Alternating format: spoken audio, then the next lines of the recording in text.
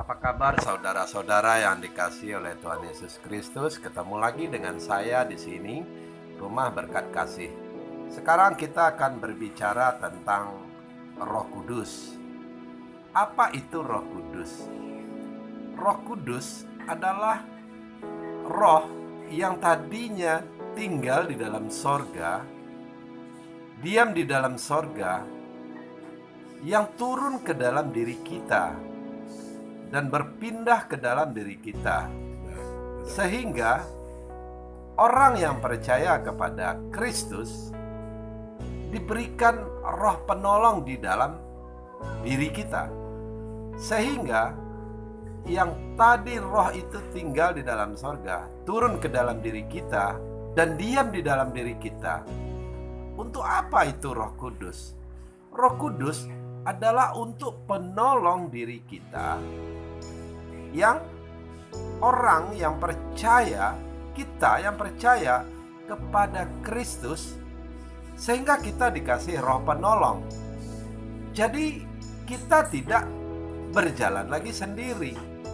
Jadi karya-karya Roh Kudus di dalam diri kita itu harus kita pakai untuk berjalan, untuk melakukan aktivitas kita di dunia dan untuk membesarkan nama Bapa.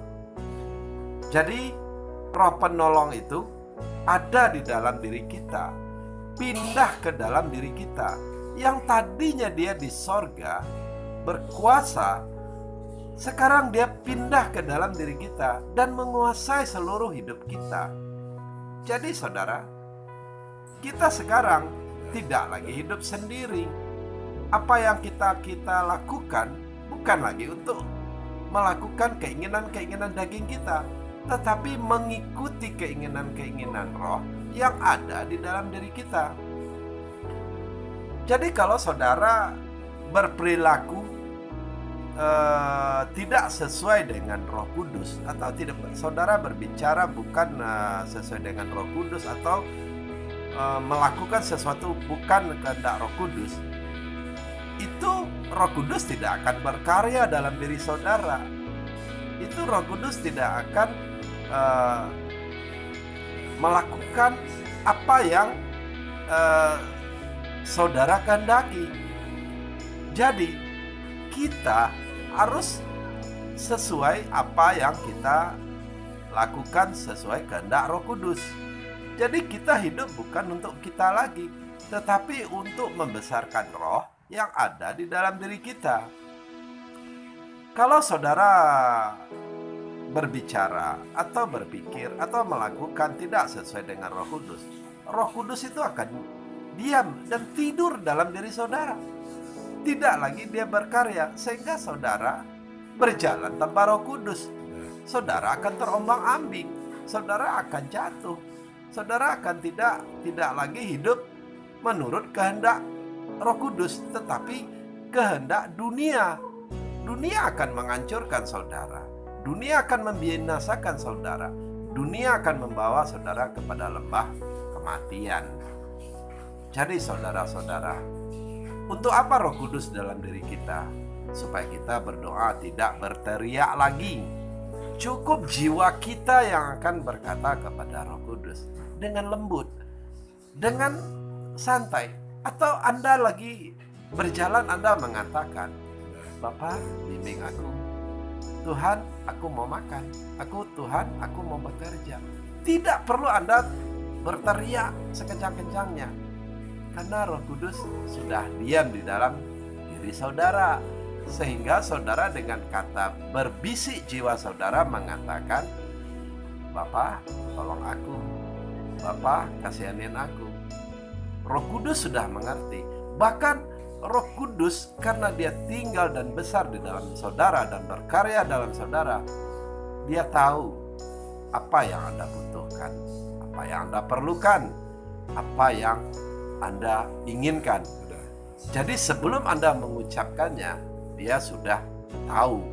Jadi kita memiliki sahabat yang setia dalam hidup kita, teman yang abadi, kekasih yang abadi, Jadi jangan pernah saudara mengatakan saudara ini sendiri, tidak.